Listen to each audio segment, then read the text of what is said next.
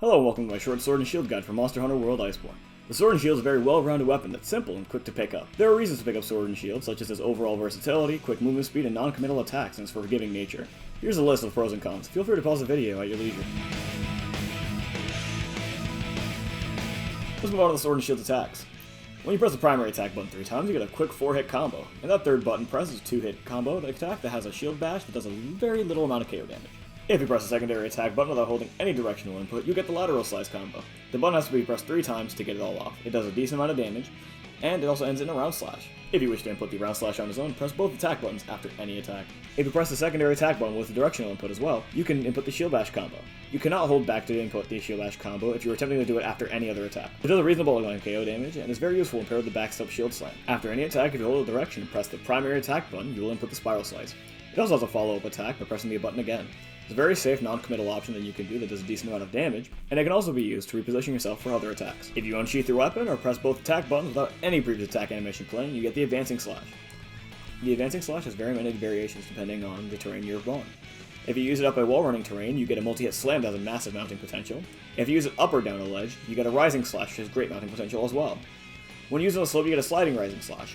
While it does have decent mounting potential, this attack has caused me a lot more trouble than I'd like to admit, so be careful around those ledges. One of the primary tools, and my favorite attack with the sword and shield, is the backstep. There are 5 variations to the sword and shield's backstep.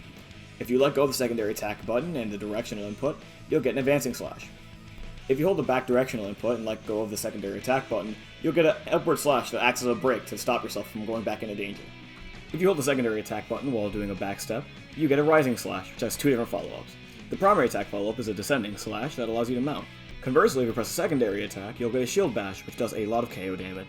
You can combo these rising slash follow-ups by just inputting backstep as soon as you land. Keep in mind, if you do not land the sword slash after the backstep, you will not do the rising slash at all. The 5th and final variation on the backstep is a perfect rush. It is a very strong combo that requires you to time the swings according to your character's flashes for maximum damage. If you do not time it, you will still get the perfect rush, but they will be much weaker swings.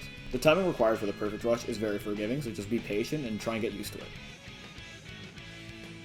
The perfect rush has 2 shield bashes that do KO damage, and the last swing does an immense amount of damage. It is sometimes worth it to mistime 1 or 2 of the perfect rush swings to land that last stab.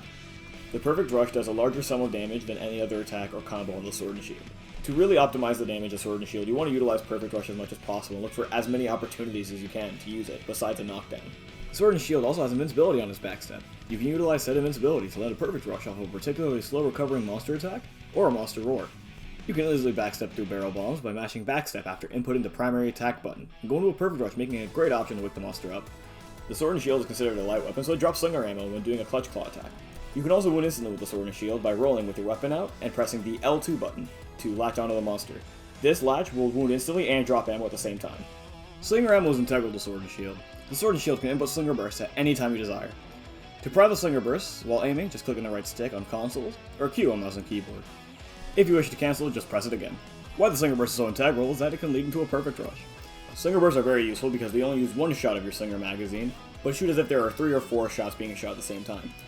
Also, the sword and shield can use items while the weapon is out. You can input this by either using the radio menu or holding the guard button and then pressing the item button. The sword and shield is a weapon whose complexity doesn't derive from a meter.